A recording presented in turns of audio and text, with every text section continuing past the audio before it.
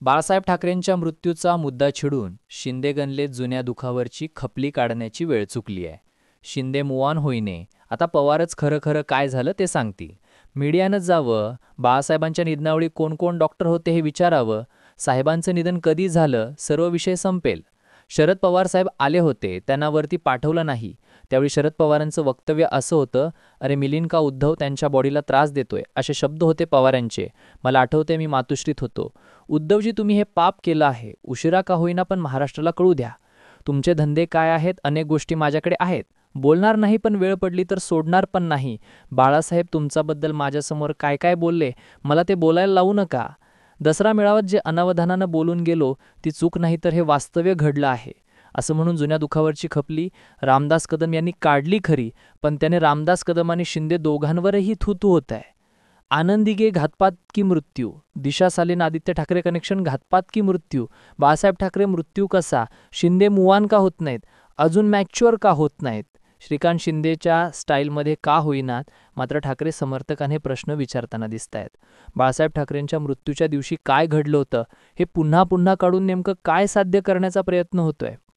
रामदास कदम, ज्यांना बाळासाहेब ठाकरेंनीही कधी गिनलं नाही आणि उद्धव ठाकरेही कधी गिनती धरत नाही, ते रामदास कदम यांना पुढं करून शिंदेंना काय साध्य करायचंय हा प्रश्न आहे. नितेश राणे, नारायण राणे, निलेश राणे आणि इकडं रामदास कदम तेच तेच तेच तेच रिपीट करतायत. त्यातले नारायण राणे आणि निलेश राणे शांत झालेत, मात्र नितेश राणे बेशूट चालल. प्रश्न पडतोय, ठाकरे एकच का, ठाकरे एकच काय. आता रामदास कदम यांनी पवारांचा विषय छेडलाच आहे की ज्यावेळी बाळासाहेब ठाकरेंचा मृत्यू झाला होता त्यावेळी शरद पवारसुद्धा खाली मातोश्रीवरती आले होते, मात्र त्यांना वर जाऊ दिलं नाही. आणि त्यावेळी बाळासाहेब ठाकरेंच्या या सगळ्या घडामोडींमध्ये शरद पवारांनी म्हटलं होतं, अरे मिलिंद का उद्धव त्यांच्या बॉडीला छळतोय, असं शरद पवार म्हटले होते का. शरद पवार तर हयातीत आहेत, त्यांना विचारा काय आहे नाही, त्या गोष्टींचा सूक्ष्मोक्ष समोरासमोर लावा आणि खरं खरं काय आहे ते सांगा. आता जुन्या दुखावरच्या खपल्या काढल्याच गेल्यात आणि यासोबत हेही सांगितलं पाहिजे की बाळासाहेब ठाकरेंनी त्यांच्या शेवटच्या क्षणांमध्ये जर त्यांना उद्धव ठाकरेंमुळं इतकाच त्रास होता तर बाळासाहेब ठाकरेंनी त्यांच्या शेवटच्या क्षणी माझ्या उद्धवला आणि माझ्या आदित्याला सांभाळून घ्या असं का सांगितलं.